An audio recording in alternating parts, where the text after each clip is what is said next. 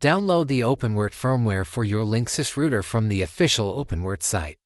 Be sure to download the correct file for your hardware version. There are usually two types of files: factory image, for flashing from the stock firmware; sysupgrade image, for upgrading an existing Open WRT installation. Log into your router's admin panel, usually accessible at 192.168.1.1 or a similar IP address.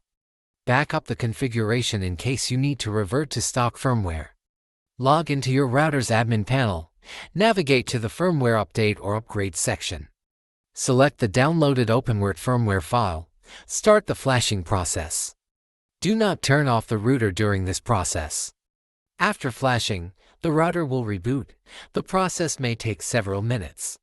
After reboot, Open WRT will usually be accessible at 192.168.1.1. Log in using the default credentials, username root. No password, set one immediately after logging in. Set up a secure admin password. Configure network settings, wireless settings, and any additional features like VLANs, COS, or VPNs. Default text. Thank you for watching video.